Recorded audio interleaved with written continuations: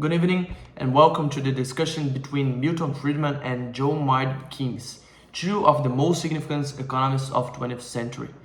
So the purpose of this debate this evening is to discuss how the government should manage the economy during recessions.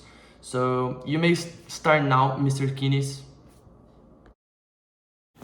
Thank you and have a good evening. When the economy is struggling, the government must actively boost the economy and promote the welfare of its people.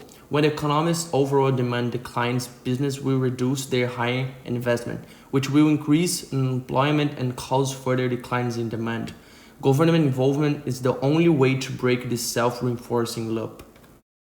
All due respect, Mr. Keynes, but I think your strategy is flawed. There should be no intervention by the government in the free market. Attempts by the government to artificially support the economy would only result in distortions and inefficiencies, because recessions are a normal part of the business cycle. The wisest course of action for the government is to let the market correct itself while maintaining a steady of monetary policy.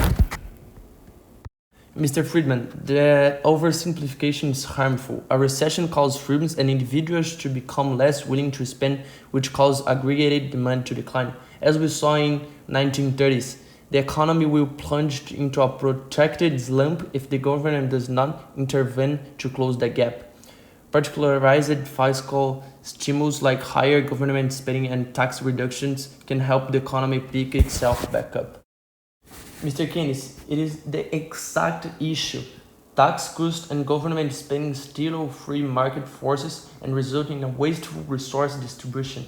Rather than selecting winners and losers, the government ought to let the market decide how best to allocate resources, both labor and capital, to maximize productivity. For directing the economy, monetary policy is a better weapon than fiscal policy. I have to politically disagree, I'm afraid. The complicated problems that arise during a recession cannot be solved by monetary policy alone.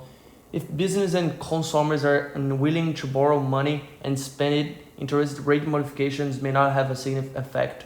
Conversely, fiscal policy has the immediate ability to increase aggregate demand and restart the economy. The government must protect economic stability and prosperity for its people. Mr. Keynes, that is where our differences lie. Rather than actively overseeing the economy, the government's job should be restricted to preserving a stable monetary environment. Interventions in fiscal policy such as tax cuts and deficit spending will only produce distortions and unforeseen effects. The most effective way to distribute resources is through the free market, and government intervention should be avoided as it allows the markets to fix itself. Thank you for watching, gentlemen. That concludes our debate.